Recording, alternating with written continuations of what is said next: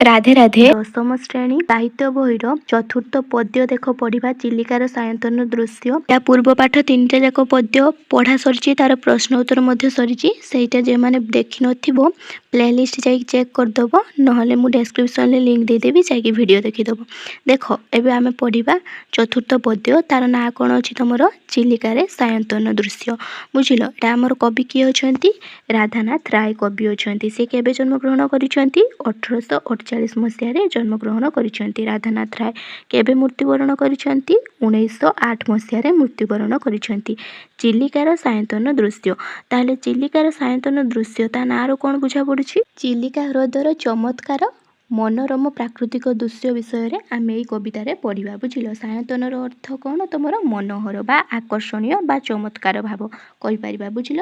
सायंतन ताहले चिलिकार मनोहर आकर्षणीय दृश्य विषय रे आमे एठी पढ़िबा को जिबा। देख ताहले पढ़िबा हमर कवि परिचयटा फास्ट कोन दिया जाइछि। आधुनिक ओडिया काव्यधारार भित्ति संस्थापक कविवर राधानाथ राय बालेश्वर जिलार स्वर निकटवर्ती केदारपुर गाँव में जन्मग्रहण करथिले। मसीहा आमे पढ़िकी आसिले 1848 मसीह एठी तमे मन रखिबो केउठारे केबे जन्मग्रहण करथिले बुझिलो। ताहले तांको जिला ना कोन बालेश्वर जिला बुझिलो। राधानाथ रायंकर जिलांको ना बालेश्वर जिला स्वरर केदारनाथ गाँव में जन्मग्रहण करथिले बुझि पारलो एतिकी जाय। तापर देखो कोन कहे ऊनविंश शताब्दी रे शिक्षकरू से बंग बिहार ओडिशार विद्यालय समूहर शिक्षा विभाग रे इन्स्पेक्टर होई पारिथिले बुझि पारलो। ताहले कोन कह तापर कोन कहगला नुआ रीति रे ओडिया काव्य रचना करी चर्चित होइथिबा राधानाथंको कविकृतिर गौरवभाव कृति मध्यरे केदार गौरी नंदिकेश्वरी चंद्रभागा उषा पार्वती चिलिका महाजात्रा उर्वशी आदि काव्य और सर्वशेष न जननी भारत धरणी कल्पलतेय भारत गीतिका रचना राधानाथंको संस्कृत गीति प्रतिभार अपूर्व स्वाक्षर वहन करे बुझिपार। राधानाथ राय द्वारा रचित पुस्तक गुड़िक काव्य गुड़िकर ना पचरा गले तुम यही केदार गौरी नंदिकेश्वरी चंद्रभागा उषा ये ना गुड़ाक कह बुझिल। आउ जदि तुमको पचरा गला ताहले संस्कृत गीतिका प्रतिभार केडाक लेखाई लेखिब सेटा को कौन सर्वेशा न जननी भारत धरणी कल्पलतेय बुझिल। तापर देख कौन कह संस्कृत भाषा लेखाई गीतिकाटा। तापर देख अनुदित कृतिर स्वाक्षर मेघदूत और तुलसी स्तबक राधानाथंक बहुपाठिता पांडित्य और कवित्वर उच्चकोटीर निदर्शन बुझिपार। ताहले कौन कहगला ताहले राधानाथ राय द्वारा लिखित आमर जो कविता पुस्तक गुड़िक कौन मेघदूत गुटे आ तुलसी स्तबक राधानाथंकर बहुपाठिक आ पांडित्य जोगुरु कवित्व लाभ करिछि बुझिल। तापर देख कौन कहे प्रकृति को नायिका करी चिलिका खंडवाक्य रचना करिबारे तांको वैशिष्ट्य स्वीकृति बुझिपारलो। ताहले आमर जो चिलिकार सायंतन चिलिका खंडवाक्यरु आनित बुझिल आसीछि। ताहले एई चिलिकार माने केउ विषय रे कह जायछि प्रकृति विषय रे कह जायछि। एठी हमर नायिका कोन अछि प्रकृति अछि। नायिका काहा को कह जाय माने हीरो हिरोइन हिरोइन को नायिका कह जाए हिरोइन को नायक कह जाए। से भली भाव में लेखा जो लिखिचंती से प्रकृति को नायिका भाव में लिखिचंती। तापर देख कौन कह जायछि चिलिकार सायंतन दृश्य अंशटी चिलिका खंडवाक्यरु आनित तुमको जो ये कहीकि आसिले चिलिका खंडवाक्य। ताहले आमर जो लेखाटा चिलिका सायंतन दृश्यटा केउठु आसीछि चिलिका खंडवाक्यरु सेटा गोटे तांकर पुस्तक सेउठु अल्प किछि तमर ए कवितारे लेखाई आणाही बुझिल। तापर देख कौन कहगला एथिरे संध्याकालीन चिलिकार मनोरम दृश्य वर्णना करा जायछि। ताहले आमे एठी कोन पढ़िया को जिबा संध्या समय रे जो चिलिकार दृश्यटा मन को आकर्षण करे से विषय रे वर्णना करिके एठी कवि राधानाथ राय लिखिचंती। तापर कोन लिखिचंती कवि सूर्यंक गीतामृत स्मरण जातीय भावनार उद्वेलन जीवन प्रति शाश्वत वार्ता और कविंक सौंदर्य चित्तवृत्ति आदि एथिरे प्रकाशित बुझिल। ताहले कौन प्रकाश करा जायछि कवितार आमर गीतामृत स्मरण आ जातीय भावनार उद्वेलन सबू आमर ये कवितार प्रकाश करा जायछि। कविंकर सौंदर्य चित्तवृत्ति सबू वर्णना करिसेंती ए कविता आकार रे बुझिल। ताहले देखो आमे पढ़िबा फास्ट पद आमर कोन दिया जायछि प्राची मूल एबे मीन जीवी नाबे छाया कारे चित्र दिशे ठाबे ठाबे ମତ୍ସ୍ୟ ଧରି ସେହୁଁ ସମୁଦ୍ର ମୁହାଣେ ନିଜ ଗୃହ କଥା ଭାବି ଏକ ଧ୍ୟାନେ ଭାଲେରି ଶିଖରେ ସନ୍ଧ୍ୟା ତାରା ଦେଖି ଆସନ୍ତି ପଟିକା ମହଲ୍ଲା ସେ ଟେକି। ଦେଖ ତାହେଲେ ବୁଝିବା ପଦରେ କ'ଣ କୁହାଯାଇଛି ଆମକୁ ପ୍ରାଚୀ ମୂଳ ଏବେ ମୀନ ଜୀବି ନାବେ। ପ୍ରାଚୀ ମାନେ କ'ଣ? ପ୍ରାଚୀ ହେଉଛି ପୂର୍ବ ଦିଗ ବୁଝିଲ। ପୂର୍ବ ଦିଗର ଏବେ ମୀନଜୀବୀ ନାମେ। ମୀନଜୀବୀ ମାନେ କ'ଣ ବୁଝୁଛ? ମାଛ ମାରି ଜୀବିକା ନିର୍ବାହ କରୁଥିବା ଲୋକଙ୍କୁ କୁହାଯାଏ ମୀନଜୀବୀ। ଯେମାନେ ମାଛ ଧରନ୍ତି ବୁଝିଲ ସେମାନଙ୍କୁ କୁହାଯାଇଛି ମୀନଜୀବୀ। ତାପରେ ନାବେ ନାବେ ମାନେ କ'ଣ? ନୌକାରେ। ନୌକାରେ ମୀନଜୀବୀ ମାନେ ମାଛ ମାରିବା ପାଇଁ ଯାଆନ୍ତି। ଛାୟାକାରୀ ଚିତ୍ର ଦିଶେ ଠାବେ ଠାବେ। ତାହେଲେ କ'ଣ କୁହାଯାଇଛି? ସନ୍ଧ୍ୟା ନଇଁ ଆସିବାରୁ ପୂର୍ବ ଦିଗରେ କ'ଣ ଦେଖାଯାଉଛି? ମତ୍ସ୍ୟଜୀବୀ ମାନଙ୍କର ଡଙ୍ଗା ଗୁଡ଼ିକ ଛାୟାଚିତ୍ର ପରି ଦୃଶ୍ୟମାନ ହେଉଛି। ଏତିକି ଯାଇ ବୁଝିପାରିଲ ଭଲ ଭାବରେ। ତାପରେ ଦେଖ କ'ଣ କୁହାଯାଇଛି? ମତ୍ସ୍ୟ ଧରି ସେହୁଁ ସମୁଦ୍ର ମୁହାଣେ ନିଜ ଗୃହ କଥା ଭାବି ଏକ ଧ୍ୟାନେ। ତାହେଲେ କ'ଣ ତାର ଅର୍ଥ କ'ଣ? ମତ୍ସ୍ୟ ମତ୍ସ୍ୟ ଧରି ମତ୍ସ୍ୟ ମାନେ କାହାକୁ କୁହାଯାଏ? ମାଛକୁ ମତ୍ସ୍ୟ ବୋଲି କୁହାଯାଇଛି ବୁଝିଲ। ସମୁଦ୍ର ମୁହାଣେ ସମୁଦ୍ର ମୁହାଣେ ମାନେ କ'ଣ? ନଦୀ ଓ ସମୁଦ୍ରର ମିଶ୍ରଣ ସ୍ଥଳରେ ବୁଝିଲ। ତାହେଲେ ସମୁଦ୍ର ମୁହାଣର ଅର୍ଥ ହେଉଛି ନଦୀ ଆଉ ସମୁଦ୍ର ଦୁଇଟା ଯାକର ମିଶ୍ରଣ ଯେଉଁ ମିଶିକି ଯେଉଁ ସ୍ଥଳଟା ହେଇଛି। ନିଜ ଗୃହ କଥା ଭାବି ଏକ ଧ୍ୟାନେ। ତାହେଲେ ନିଜର ଘର କଥା ଚିନ୍ତା କରିକି ଗୋଟେ ଧ୍ୟାନରେ ବୁଝିପାରିଲ। ତାହେଲେ କ'ଣ କୁହାଯାଇଛି? ସମୁଦ୍ର ମୁହାଣରୁ ମାଛ ଧରି ସାରିବା ପରେ ସେମାନେ କ'ଣ କରିଛନ୍ତି? ମତ୍ସ୍ୟଜୀବୀ ମାନେ ନିଜ ନିଜ ଘର କଥାକୁ ମନେ ପକାଉଛନ୍ତି। ଏଥିପାଇଁ ଭଲ ଭାବରେ ବୁଝିପାରିଲ। ଏକ ଧ୍ୟାନ ମାନେ କ'ଣ? ଚିନ୍ତା କରୁଛନ୍ତି ମନେ ପକାଉଛନ୍ତି ସେଇ ଗୋଟିଏ କଥାକୁ। ତାପରେ ଦେଖ କ'ଣ କୁହାଯାଇଛି? ଭାଲେରି ଶିଖରେ ସନ୍ଧ୍ୟା ତାରା ଦେଖି ଆସନ୍ତି ପଟିକା ମହଲ୍ଲା ସେ ଟେକି। ଭାଲେରି ଭାଲେରି ଅର୍ଥାତ୍ କ'ଣ? ଚିଲିକା ନିକଟର ଏକ ପର୍ବତ ଯେଉଁ କୁହାଯାଇଛି ସେଇଟାକୁ ହେଉଛି ଭାଲେରି ଶିଖର। ଶିଖର ମାନେ କ'ଣ? ପର୍ବତ। ଭାଲେରି ଶିଖର ତା ନାଁ ହେଉଛି ଚିଲିକାର ଗୋଟେ ପର୍ବତ। ତାପରେ କ'ଣ କୁହାଯାଇଛି? ସନ୍ଧ୍ୟା ତାରା ଦେଖି। ଭାଲେରି ଶିଖରରେ ମାନେ କ'ଣ? ତାର ଶୀର୍ଷରେ ଭାଲେରିର ଶୀର୍ଷରେ ଚିଲିକାର ନିକଟରେ ସନ୍ଧ୍ୟା ତାରା ଯେଉଁ ଯେତେବେଳେ ସନ୍ଧ୍ୟାବେଳ ହେଇଯାଏ ଗୋଟେ ତାରା ବାହାରିଥାଏ ସନ୍ଧ୍ୟା ସମୟରେ। ସେଇ ସନ୍ଧ୍ୟା ତାରା ସେଇଟାକୁ କୁହାଯାଏ ସନ୍ଧ୍ୟା ତାରା। ସେଇ ସନ୍ଧ୍ୟା ତାରାକୁ ଦେଖିକି ଆସନ୍ତି ପଟିକା ମହଲ୍ଲା ସେ ଟେକି। ତା ଅର୍ଥାତ୍ କ'ଣ? ପଟିକା ଅର୍ଥାତ୍ ପାଲ ବୁଝିଲ। ପଟିକା ହେଉଛି ପାଲ। ମହଲ୍ଲା ସେ ଟେକି ମହଲ୍ଲାସ ଅର୍ଥ କ'ଣ? ମହା ଉଲ୍ଲାସରେ ମାନେ ମହା ଆନନ୍ଦରେ ବୁଝିଲ। ମହଲ୍ଲାସେ ମହା ଆନନ୍ଦରେ। ତାହେଲେ ଏହାର ଅର୍ଥ କ'ଣ କୁହାଯାଇଛି? ଭାଲେରି ଶିଖରେ ସନ୍ଧ୍ୟା ତାରା ଦେଖି ଆସନ୍ତି ପଟିକା ମହଲ୍ଲା ସେ ଟେକି। ତା ଅର୍ଥ ହେଉଛି ଭାଲେରି ପାହାଡ଼ ଶିଖରରେ ସନ୍ଧ୍ୟା ତାରା ଉଦୟ ହେବାର ଦେଖିକି ସେମାନେ ମାନେ କାହାକୁ କୁହାଯାଇଛି ଏଠି? ମତ୍ସ୍ୟଜୀବୀ ମାନଙ୍କୁ। ମତ୍ସ୍ୟଜୀବୀ ମାନେ ଅତ୍ୟନ୍ତ ଆନନ୍ଦର ସହିତ ପଟିକା ମାନେ ଡଙ୍ଗାର ପାଲକୁ ବୁଝିଲ। ପଟିକା ଅର୍ଥ ଡଙ୍ଗାର ପାଲକୁ ଟେକିକି ଘରକୁ ବାହୁଡ଼ି ଆସୁଛନ୍ତି ବୁଝିଲ। ତାହେଲେ ଘରକୁ ବାହୁଡ଼ି ଆସୁଛନ୍ତି ଫେରି ଆସୁଛନ୍ତି। ଏତିକି ଯାଇ ଭଲ ଭାବରେ ବୁଝିପାରିଲ ତାହେଲେ କବିତାଟାକୁ। ତାପରେ ଦେଖ ତାପରେ ପଦ ଆମର କ'ଣ ଦିଆଯାଇଛି? ତାଙ୍କ କଣ୍ଠୁ କବି ସୂର୍ଯ୍ୟ ଗୀତାମୃତ ଦରୁ ବହି ଆଣେ ଚିଲିକା ମାରୁତ ଉଲ୍ଲାସର ଆତ୍ମା ପ୍ରାୟ ଗୀତ ତାନ ହୃଦ ନୀଳ ବକ୍ଷେ କରେ ଅଧିଷ୍ଠାନ। ଦେଖ ତାହେଲେ ପଦଟାକୁ ଭଲ ଭାବରେ ବୁଝିବା। କ'ଣ ଦିଆଗଲା ପଦଟାରେ? ତାଙ୍କ କଣ୍ଠୁ କବି ସୂର୍ଯ୍ୟ ଗୀତାମୃତ। ତାହେଲେ କ'ଣ କୁହାଯାଇଛି? ତାଙ୍କ କଣ୍ଠୁ। ତାଙ୍କ ମାନେ କାହାକୁ କୁହାଯାଇଛି ଏଠି? ମତ୍ସ୍ୟଜୀବୀ ମାନଙ୍କର କଣ୍ଠରୁ ଡଙ୍ଗାରେ ଆସୁଥିବା ମତ୍ସ୍ୟଜୀବୀ ମାନଙ୍କର କଣ୍ଠରୁ କ'ଣ ଶୁଣା ହେଉଛି? କବି ସୂର୍ଯ୍ୟ ବଳଦେବ ରଥଙ୍କର ମଧୁର ସଙ୍ଗୀତ ବହି ଆସୁଛି ବୁଝିଲ। ଏତିକି ଯାଇ ଭଲ ଭାବରେ ବୁଝିପାରିଲ। ତାପରେ କ'ଣ କୁହାଗଲା? ଦୂରୁ ବହି ଆଣେ ଚିଲିକା ମାରୁତ। ଦୂରୁ ବହି ଆଣେ ମାନେ କ'ଣ କୁହାଗଲା? ଯାହାକୁ ଚିଲିକାର ପବନ। ଚିଲିକାର ଯେଉଁ ପବନ ଦିଆଯାଉଛି ଚିଲିକା ମାରୁତ ଅର୍ଥାତ୍ ପବନ ବୁଝିଲ। ମାରୁତ ଅର୍ଥାତ୍ ପବନ। ପବନ କ'ଣ କରୁଛି? ଦୂରକୁ ବହି ନେଉଛି ତାଙ୍କ ସଙ୍ଗୀତଟାକୁ ମାନେ ଦୂର ପର୍ଯ୍ୟନ୍ତ ଶୁଗା ଯାଉଛି ବହି ନେଉଛି ବୁଝିପାରିଲ। ଏତିକି ଯାଏ। ତାପରେ କ'ଣ କୁହାଯାଇଛି? ଉଲ୍ଲାସର ଆତ୍ମା ପ୍ରାୟ ଗୀତ ତାନ। ତାହେଲେ କୁହାଯାଇଛି କ'ଣ? ସେହି ଗୀତର ସୁର ଜଳରାଶି ଉପରେ ଆନନ୍ଦର ଆତ୍ମା କ'ଣ ହେଉଛି? ପରି ବିରାଜମାନ କରୁଛି ବୁଝିଲ। ଆନନ୍ଦର ଆତ୍ମା ବିରାଜମାନ କରୁଛି। ଉଲ୍ଲାସ ମାନେ ଆନନ୍ଦ ବୁଝିଲ। ତାପରେ କ'ଣ କୁହାଯାଇଛି? ହ୍ରଦ ନୀଳ ବକ୍ଷେ କରେ ଅଧିଷ୍ଠାନ।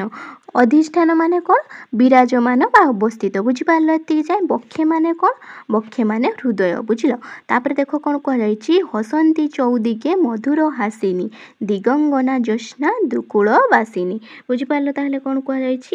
ଚତୁର୍ଦିଗର ଯେଉଁ ଚନ୍ଦ୍ରର ଧଳା କିରଣ। ଜ୍ୟୋତ୍ସ୍ନା ମାନେ କ'ଣ?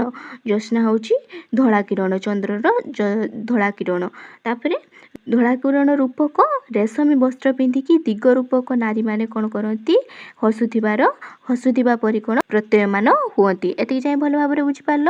ତାପରେ ଦେଖ କ'ଣ କୁହାଯାଇଛି? ଭାବାନ୍ତର ପୁଣି କ୍ଷଣେ କରେ ଜାତ ଗଲାଣି ତ ଗଲା କଥାରେ संगात। ताहले यार अर्थ कौन कवि सूर्यंकर प्रसिद्ध जो चंपू गीत गलाणी तो गला कथारे संगात जो एटा किए लिखिछंती कवि सूर्य बलदेव रथ लिखिछंती बुझिल। से जो चंपूटा गीतटा शुणिकी मनरे संगे संगे कौन होउची गभीर भावांतर सृष्टि होउची बुझिपारल एतिकी जाए। तापर देख तापर पद कौन कह संगीत आवेश नाना रूपे मन अतीन्द्रिय देशे करे विचरण। ताहले कौन कहला संगीत आवेश नाना रूपे मन ता माने कौन संगीतर मूर्छना रे विभोर होई मनीषर मन अतीन्द्रिय देशे करे विचरण। ताहे साधारण जगतरू ऊर्ध्व को उठी एक अतीन्द्रिय माने कल्पनातिक राइजरे विचरण करे। एति जाय भल भाबरे ताले बुझि पारलो कौन कहला संगीतर मूर्छना रे विभोर होई कि मनीषर मन कौन होउची साधारण जगतरू ऊपर को उठिकी ऊर्ध्व को उठिकी एक अतीन्द्रिय माने कल्पनातिक राइजरे विचरण करुछि। तापर देखो कौन कह जाइछि चाली जाए शून्य शून्य केउ स्थाने किलोड़ीबा आसे सेही ता न जाने। ता माने कौन कहला चाली जाए माने मन क्यों अजଣା राइज को चाली जाए आशार शून्य शून्य बुलु थाए ताहले मन कुआ जाइछि ताहा से निजे मध्य जानि पारे नाही बोली कुआ गला बुझिल। किलोड़ीबा आसे सेही ता न जाने ताहले से निजे मध्य जानि पारे नाही केआडे ता मन जाइकी बुले शून्य शून्य रे। तापर देखो कौन कुआ जाइछि धन्य सेही जार आज्ञा सिरे धरी ए लीला रचंती देवी बागेश्वरी। ताहले कौन कुआ गला कवि सूर्य बलदेव रथों को प्रशंसा करके कवि एठी राधानाथ राय कौन कहते देवी माने सरस्वती सरस्वती बागेश्वरी जो कौन कह क्या कह जाए बागेश्वरी बागेश्वरी आमर सरस्वती को कह जाए सरस्वती देवी को कह जाए जहाँ शिर कौन हो आशीर्वाद ढाली एपरी काव्यलीला रचना करिसेंती जे से धन्य धन्य बोली कवि सूर्य रथ को कहते ये बुझिल।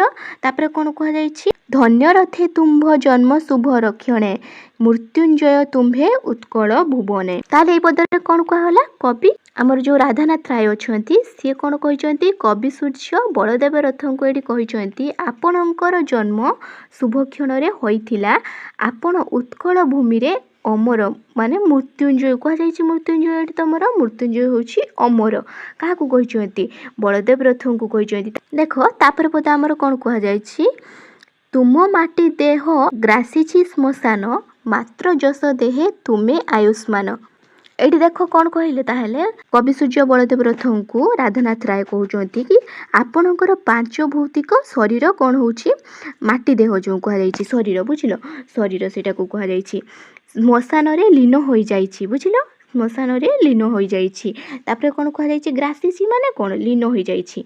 तापर मात्र जस देहे तुमे आयुष्मान ता माने कौन ता माने होछि किंतु निजर श्रेष्ठ कृति ओ जस जस माने कौन तांकर जो नाम कृति जो रखी जाइछंती ता माध्यम रे से कौन करछंती आपनार चिरदिन पई जीवित होइकी रहिछंती बोली कहउछंती बुझिल। एठी राधानाथ राय कहउछंती बलदेव रथ को। तापर देखो कौन कह जाइछि मीन आकर्षण आसे पतपाळ तरणी रे जाली देलानी मसालो। ताहले कौन कहला मीन आकर्षण मीन अर्थात कौन जानिछे आमे माछ माछ माननकु आकर्षित करिया पई आसे पतपाळ पतपाळ माने कौन पतपाळ होछि नाविक बुझिलो पतपाळर अर्थ नाविक तरणी जाली देलानी मसालो। ताहले कौन कह गला एठी ताहले माछ माननकु आकर्षित करबा पाई नाविक कौन करछि डंगा उपरे मसाल जाली देलानी एति जाय भलो भाबरे बुझि पारलो। तापर कौन कह गला भाबे पाप मूर्ति परि अटई से स्पर्शे मारात्मक रूप रम्य दिसे। ताहले एठी कवि राधानाथ राय कौन कहउछंती मत्स्यजीवी माने जेते बेले डंगा रे मसाल जाली जोचंती सेटा को मसालटा देखिबाकू सुंदर माने रम्य माने कौन रम्य होची सुंदर बुझिलो देखिबाकू सुंदर किंतु एहार स्पर्श होची मारात्मक बुझिलो मृत्युदायक मारात्मक मृत्युदायक होची मसाल स्पर्शटा। तापर कौन कह जाइछि कवि ଏହା कौन कर पाप सहित तुलना कर बुझल भावे पाप मूर्ति परि अटई से बुझल यह कवि कौन कर पाप मूर्ति सहित तुलना करपरि कौन कर अज्ञानी मनीष पापर बाह्या प्रलोभन और जो आकर्षण को भूली जाइकी पाप कूल पड़ी नष्ट हो जाती से भली कौन कहते माछ माने आलोकर मुहरे आसिकी डंगा भितर को डेईकी निजर प्राण हराई था बुझिल एति जाए भल भाव बुझिपार। देख ताहले तापर पद कौन कहला पाप गर्ते चेन्हे पड़ई अज्ञानी तिरी गर्भे मीन डेई देबे प्राण। ताहले कौन कहला पाप गर्भरे जेमिति पड़िकी ବାହ୍ୟ ପ୍ରଲୋଭନ ଯୋଗୁରୁ ମଣିଷ ପାପର ବାହ୍ୟ ପ୍ରଲୋଭନ ଓ ଆକର୍ଷଣକୁ ଭୁଲି ଯାଇକି ପାପ କୂଳରେ ପଡ଼ିକି ଯେମିତି ନଷ୍ଟ ହୋଇଯାଏ, ତାହେଲେ ସେହିପରି ଭାବରେ କ'ଣ ହେଇଛି, ମାଛମାନେ ଏ ଯେଉଁ ଆଲୋକର ମୋହରେ ଆସିକି ଡଙ୍ଗା ଭିତରକୁ ଡେଇଁକି କ'ଣ କରିବେ, ନିଜର ପ୍ରାଣ ହାରିବେ ବୋଲି କହୁଛନ୍ତି। ବୁଝିଲ, ମିନେ ମାନେ ମାଛମାନେ ଏହି ଡଙ୍ଗା ଗର୍ଭକୁ ଆସିକି ନିଜର ପ୍ରାଣ ହାରିବେ ବୋଲି କୁହାଯାଇଛି। ବୁଝିଲ, ତିରି ଗର୍ଭେ, ତିରି ମାନେ କ'ଣ, ଡଙ୍ଗାର ଗର୍ଭରେ, ଗର୍ଭେ ମାନେ ଡଙ୍ଗା ଭିତରେ। ତାପରେ ଦେଖ, ତାପରେ କ'ଣ କୁହାଯାଇଛି, ତାପରେ ପଦ ଆମର ତରଙ୍ଗେ ଦହଲି ଦହଲି ବୋଇତ ଥରେ ଦିଶେ ଥରେ ହୁଏ ଅନ୍ତର୍ନିହିତ। ତାହେଲେ କ'ଣ କୁହାଗଲା, ଚିଲିକାର ଯେଉଁ ତରଙ୍ଗ ଉପରେ ଡଙ୍ଗା କ'ଣ ହେଉଛି, ବୋଇତଟି ଦହଲି ଦହଲିକି ଆଗେଇ ବେଳେବେଳେ ଥରେ ଦୃଶ୍ୟମାନ ହେଉଛି ତ ଆଉ କେତେବେଳେ ଅଦୃଶ୍ୟ ହୋଇଯାଉଛି। ଅନ୍ତର୍ନିହିତ ମାନେ ଅଦୃଶ୍ୟ ହୋଇଯାଉଛି। ତାପରେ ଦେଖ କ'ଣ କୁହାଯାଇଛି, ଦୁଃଖୀ ମନେ ଆଶା ଉତ୍ଥାନ ପତନ ପ୍ରାୟ ଶିଖା ଉଠେ ପଡ଼େ ଘନ ଘନ। ତାମାନେ କ'ଣ କୁହାଯାଉଛି, ଦୁଃଖର ମନରେ, ଯେମିତି କବି ଏହାକୁ କ'ଣ କହୁଛନ୍ତି, ଜଣେ ଦୁଃଖୀ ମଣିଷ ସହିତ ତୁଳନା କରୁଛନ୍ତି। ବୁଝିଲ, କବି ଏଠି ଦୁଃଖୀ ମନ ସହିତ ତୁଳନା କରିକି କ'ଣ କହୁଛନ୍ତି, ମନରେ ଯେମିତି ଆଶାର ଆଗମନ ଓ ବିଲୟ ସହିତ ତୁଳନା କରିଛନ୍ତି। ବୁଝିଲ, କ'ଣ କହୁଛନ୍ତି କବି, ଯେପରି ଦୁଃଖୀ ମନରେ ଆଶା ଉଠେ ଆଉ ପଡ଼େ, କିମ୍ବା ଦୀପ ଶିଖାର ଯେମିତି ଶିଖାଟା କ'ଣ ହେଉଛି, ଘନ ଘନ ଉଠି ପଡ଼ିଥାଏ, ଆଉ ବୋଇତଟି ସେହିପରି କ'ଣ ହେଉଛି, ଢଉ ଉପରେ ଦିଶୁଛି ଆଉ କ'ଣ କରୁଛି, ଲୁଚି ଯାଉଛି। ବୁଝିଲ, ତାହେଲେ ଦୀପ ଶିଖା ଯେତେବେଳେ ବଢ଼ିଯାଏ ଉପରକୁ, ପୁଣି କେତେବେଳେ କମିଯାଏ। ଦୀପ ଶିଖା ଦେଖିଛ, ଦୀପଟା ଜଳିଯାଏ, ନିଆଁଟା ଯେଉଁ ଜଳୁଥାଏ କେତେବେଳେ ଉପରକୁ ଉଠିଯାଏ, କେତେବେଳେ କମିଯାଏ।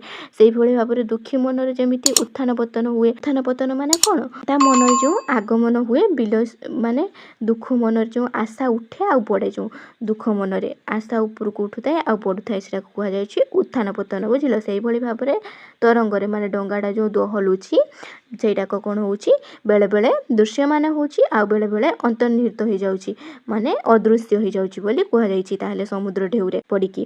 ତାପରେ ଦେଖ, ତାପରେ ପଦ ଆମର କ'ଣ କୁହାଯାଇଛି, ନିଶା ଗମେ କ୍ରମେ ଲୋକ କୋଳାହଳ ନିବନ୍ତି ଅବନୀ ହେଉଛି ନିଶ୍ଚଳ। ନିଶାଗମେର ଅର୍ଥ କ'ଣ କୁହାଯାଇଛି, ରାତି ହେବା ସହିତ। ବୁଝିଲ, ରାତି ହେବା ସହିତ କ'ଣ ହେଉଛି, ଧୀରେ ଧୀରେ ଲୋକମାନଙ୍କର କୋଳାହଳ ଆଉ ଶବ୍ଦ କ'ଣ ହେଉଛି, ଶାନ୍ତ ହୋଇପଡ଼ୁଛି। ବୁଝିଲ, ନିଶାଗମେ କ୍ରମେ ଲୋକେ କୋଳାହଳ, ଲୋକମାନଙ୍କର କୋଳାହଳ, ଲୋକମାନଙ୍କର କଥାବାର୍ତ୍ତା ସବୁ ଚୁପ୍ ହେଇଯାଉଛନ୍ତି, କଥାବାର୍ତ୍ତା କିଛି ଶୁଣାଯାଉନି। ଏତିକି ଯାଏଁ ଭଲ ଭାବରେ ବୁଝିପାରିଲ। ନିବନ୍ତି ଅବନୀ ହେଉଛି ନିଶ୍ଚଳ, ଯେମିତି କ'ଣ ହେଉଛି, ସମଗ୍ର ପୃଥିବୀ, ଅବନୀ ମାନେ ହେଉଛି ପୃଥିବୀ। ବୁଝିଲ, ସମଗ୍ର ପୃଥିବୀ ଯେମିତି ନିଶ୍ଚଳ ହୋଇପଡ଼ୁଛି, ପୁରା ଶାନ୍ତ ଶିଷ୍ଟ ହୋଇପଡ଼ୁଛି। ଚଳପ୍ରଚଳ ଲୋକମାନଙ୍କର ଶୁଗା ହେଉନି, ତ କଥାବାର୍ତ୍ତା ଶୁଗା ହେଉନି, ପୁରା ନୀରବ ନିଶବ୍ଦ ଜଣାପଡ଼ୁଛି। ବୁଝିପାରିଲ ଏତିକି ଯାଏଁ। ତାହେଲେ ରାତି ହେଲେ କିଛି ଲୋକମାନଙ୍କର ପାଟିତୁଣ୍ଡ, କିଛି ସ୍ୱର ଶବ୍ଦ ଶୁଗାଯାଏନି। ତାପରେ କ'ଣ କୁହାଯାଇଛି, ଜଳ ସ୍ଥଳ ନଭ ଜ୍ୟୋତ୍ସ୍ନା ପରିଫୁଲ୍ଲିତ ସୃଷ୍ଟି ଦିଶେ ଯେହ୍ନେ ପାରଦ ଧୌତ।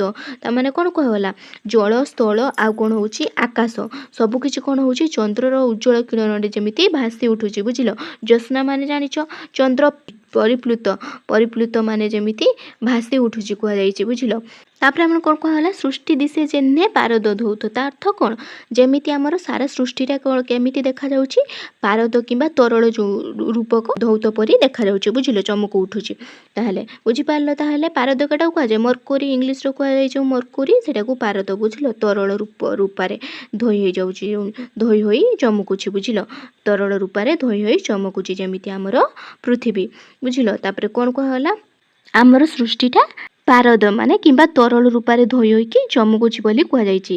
କାହାକୁ, ଆମ ସୃଷ୍ଟିକୁ କୁହାଯାଇଛି ଚମକୁଛି ବୋଲି। ତାପରେ ଦେଖ କ'ଣ କୁହାଯାଇଛି, ତାପରେ ପଦ ଆମର ପ୍ରତିବିମ୍ବ ରାଜି ଦୀପଶୈଳ ତଳେ ସୃଷ୍ଟାକାରେ ସଭେ ହ୍ରଦ ଅନ୍ତଃସ୍ଥଳେ। ତାହେଲେ କ'ଣ କୁହାଗଲା, ପ୍ରତିବିମ୍ବ ରାଜି ମାନେ କ'ଣ, ମାନେ ପ୍ରତିବିମ୍ବ ରାଜି ହେଉଛି ଛାୟା। ବୁଝିଲ, ତାହେଲେ କ'ଣ କୁହାଯାଇଛି, ଚିଲିକା ମଧ୍ୟରେ ଥିବା ଯେଉଁ ଦ୍ୱୀପ ଓ ପାହାଡ଼ ଗୁଡ଼ିକ କ'ଣ ହେଉଛି, ଛାୟା, ମାନେ ଛାୟା ହ୍ରଦର ସ୍ୱଚ୍ଛ ଜଳରାଶି ଭିତରେ କ'ଣ ହେଉଛି, ଖୁବ୍ ସ୍ପଷ୍ଟ ଭାବରେ ଦେଖାଯାଉଛି। ବୁଝିଲ, ସୃଷ୍ଟିକାରେ ସଭ୍ୟ ହ୍ରଦ ଅନ୍ତଃସ୍ଥଳେ, ତାହେଲେ ଖୁବ୍ ଗମ୍ଭୀର ଭିତରେ, ଜଳରାଶି ଭିତରେ କ'ଣ ହେଉଛି, ପ୍ରତିବିମ୍ବ ଗୁଡ଼ିକ ସ୍ୱଚ୍ଛ ଦେଖାଯାଉଛି, ହ୍ରଦର ସ୍ୱଚ୍ଛ ଜଳରାଶି ଭିତରେ ଦେଖାଯାଉଛି। ବୁଝିଲ, ତାପରେ କ'ଣ କୁହାଯାଇଛି, କ୍ଷୀରୋଦ ଶରଦ ଜ୍ୟୋତ୍ସ୍ନାନବେ ଭାସି ଦିଶନ୍ତି ବିଶଦ ଗିରିବନ ନାସି। ତାହା ମାନେ କ'ଣ କୁହାଗଲା, ଜ୍ୟୋତ୍ସ୍ନା ରୂପୀ ସମୁଦ୍ରରେ ଭାସି ଉଠିଛି ଯେଉଁ ଗିରି କୁହାଯାଇଛି, ଗିରି ମାନେ ଆମର ପାହାଡ଼। ବୁଝିଲ, ଜଙ୍ଗଲ ହେଉଛି, ବନ ହେଉଛି ଜଙ୍ଗଲ। ତାପରେ କୁହାଯାଇଛି ନାସି ହେଉଛି ଅନ୍ତରୀପ ଯେଉଁ କୁହାଗଲା, ସ୍ଥଳଭାଗ ଯେଉଁ କୁହାଯାଇଛି ଯେଟାକୁ, ସେଇଟା ହେଉଛି ନାସି। ତାହେଲେ ଏଠି କ'ଣ କୁହାଗଲା, ଜ୍ୟୋତ୍ସ୍ନା ରୂପୀ ସମୁଦ୍ରରେ ଭାସିକି କ'ଣ ଦେଖାଯାଉଛି, ପାହାଡ଼, ଜଙ୍ଗଲ ଆଉ ସ୍ଥଳଭାଗ ସବୁ शुभ्र व निर्मल दिशुची बुझिपार ये जाए तापर कौन कहुई स्निग्ध तरुपत्रे मसृण उपले जक जक होई ज्योत्स्ना प्रतिफले ताने कौन कहला आमर जो कहुई वृक्षर जो स्निग्ध पत्र आ कौन कहुई मसृण जो पत्थर बुझिल उत्पल उत्पल हूँ पत्थर बुझिल तापर से माने कौन कहते ऊपर कौन होची चंद्र किरण परिकी कौन होची जग जग होई प्रतिफलित होची बुझिपारल ताहले स्निग्ध तरुपत्रे माने वृक्षर जो स्निग्ध पत्र आउ है मसृण पत्थर उपरे कौन कर चंद्र किरण पड़िकी चक चक देखा एतिकी जाए भल भाव बुझिपारल तापर देख तापर कौन कहुई सर्पे चित्र चंद्र चूड़ तनु भली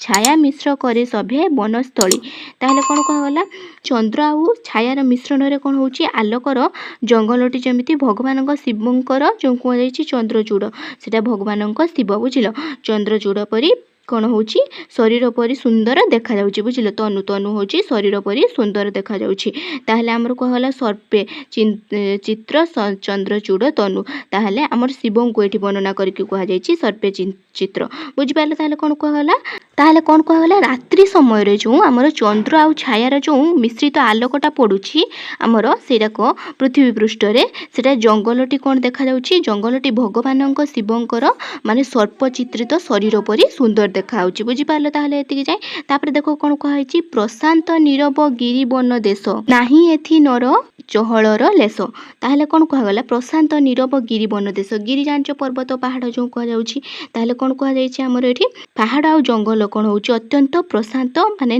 प्रशांत आउ नीरव बुझिल जो मनीष कौन कोलाहल नाही बुझिल नाही एथि नर चहलर लेस बुझिल नर माने होची मनीष मनीष मानकर कोलाहल किछि नाही तापर कौन कहगला दूर झर नाद झिंकारी झंकार करे निशी थिनी प्रभाव प्रचार ताले कौन कह जाइछि केवल दूर कौन शुभा जाउछि झरणार शब्द शुभा जाउछि आउ झिंकारी मान झिंकारी झंकार ही शुभा होछि बुझिलो गभीर राति रे जो कह जाइनि छोट छोट जो पुक जुक मानकर सेटा को कह जाइछि झिंकारी झंकार शब्द सुना जाउछि तापर पद कौन कह जाइछि कଳି उपद्रवे त्यजी लकालय शांति की स्थले भजिले आश्रय ताले कौन कहगला कଳି उपद्रवे त्यजी लकालय ता अर्थ कौन कहुई कଳି जुगर जो दुख कोलाहल आउ उपद्रवरु बंचिबा पई जो सेटा को कहुई शांति की स्थले भजिबे आश्रय तामाने एठी हमर कवि कहउचंती कि ए जो अपूर्व शांति को देखिकी कवि को मन रे कौन होची प्रश्न उठुची बुझिलो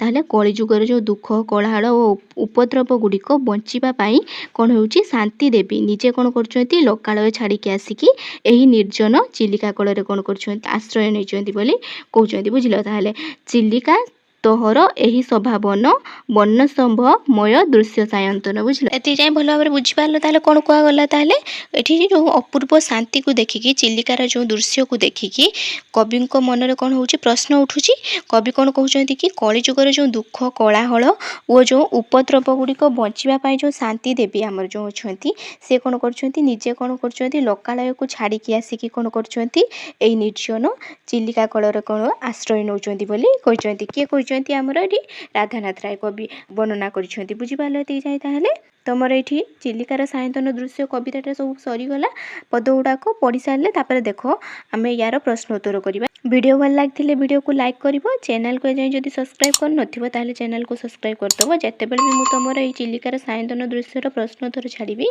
तेणु तुम मैंने समस्ते पाई बुझल।